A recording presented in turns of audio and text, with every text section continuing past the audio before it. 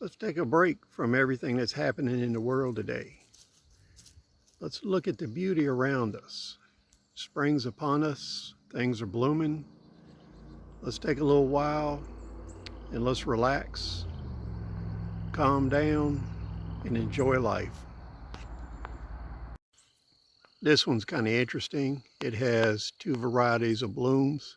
So you can see on the left, the kind of whitish pink blooms and the reddish pink blooms in the middle. The rootstock gives us the pink blooms. The grafted portion gives us the white.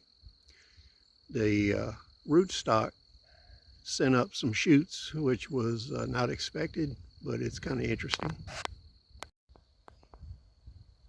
Here we have a nectarine tree. It's in the peach family. And when you look at this one, you can see these blooms are a little bit different than the other two we looked at. Here we have our Hawthorne tree, which is a rootstock plant. It's a little late in the spring for this one.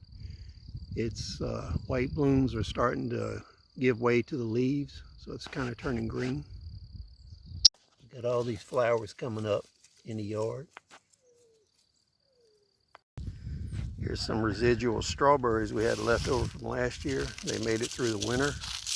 They're starting to grow again, so we're going to have to get these planted. I've got a couple right here that actually has a bloom on it.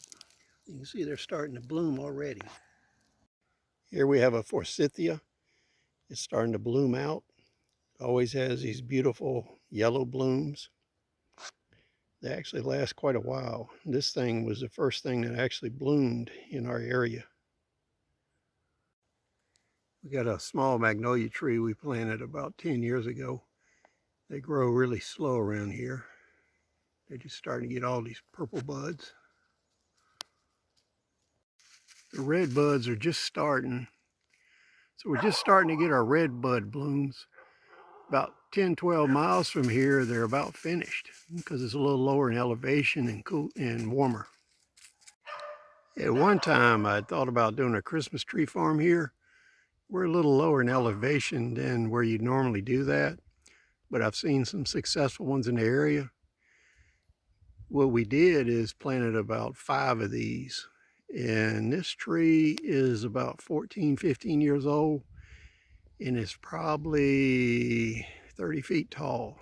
So they actually grow pretty fast in this area. Here's another one of the Christmas trees I planted.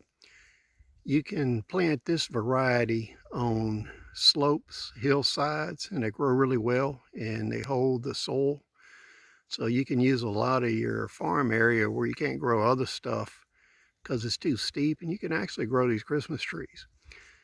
This one has pretty brilliant foliage during the winter and into the fall. So it turns kind of a dark, really rich green.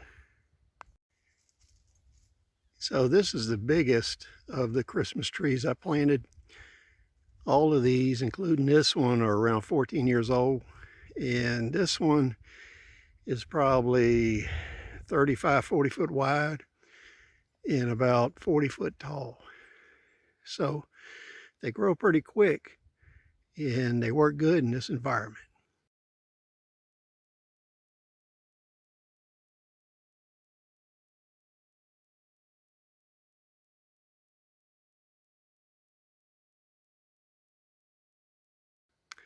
So we'll see you on the next video.